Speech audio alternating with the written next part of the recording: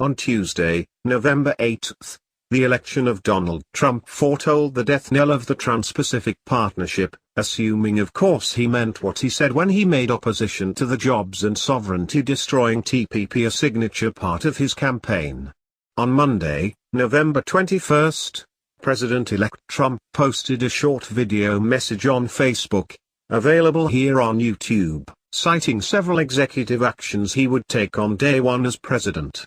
First mentioned, "I am going to issue a notification of intent to withdraw from the Trans-Pacific Partnership, a potential disaster for our country."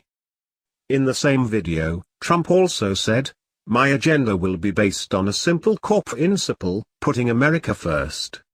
RIP TPP.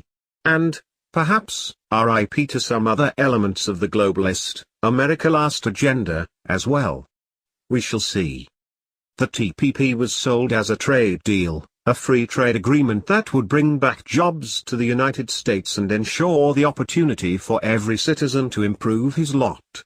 Last October Obama's White House was positively giddy about its benefits.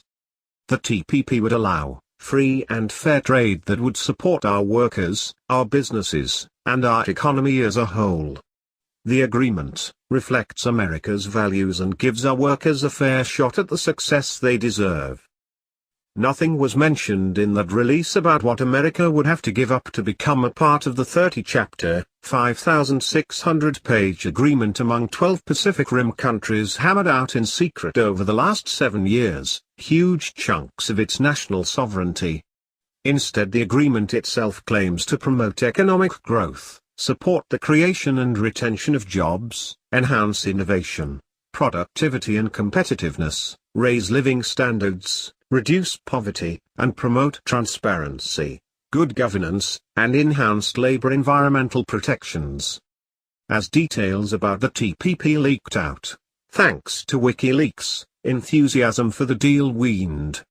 The agreement wouldn't impact just farming and manufacturing but also intellectual property, patents, copyright law, digital goods, banking regulations, pharmaceutical regulations, environmental protection, tobacco sales, apparel manufacturing, labor law, and regulations about publicly and privately owned utilities and businesses.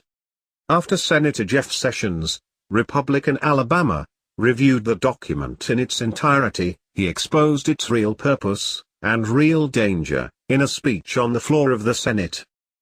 The TPP creates a commission, which has vast powers to govern the agreement, and govern the countries who participate in it. Among the powers given to the Commission is the authority to consider any matter relating to implementation and operation of the agreement and to consider amendments and modifications. Emphasis added. This is a new entity, which is to meet and vote and set new behaviors, unlike what we approve in the Senate.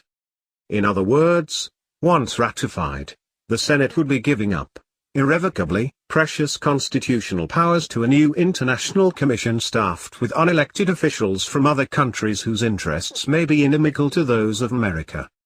Michelle Malkin was blunt. Congressional leaders pushing for the TPP, such as Senate Majority Leader Mitch McConnell, will have sold out American sovereignty. Their so-called Trans-Pacific Partnership Commission will have sweeping authority over trade, immigration, environment, labor and commerce.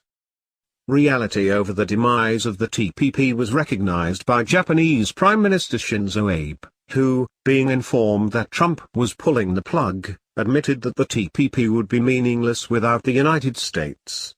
Indeed, that was one of the prime purposes behind the TPP, to entangle the United States in international agreements that would override its constitutional limitations.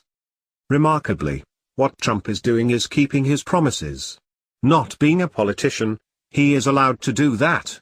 In his foreign policy speech on April 27, Trump promised, "My foreign policy will always put the interests of the American people, and American security, above all else. That will be the foundation of every decision that I will make. America first will be the major and overriding theme of my administration." In ending America's participation in the deceptive and sovereignty-threatening TPP, Trump is keeping that promise.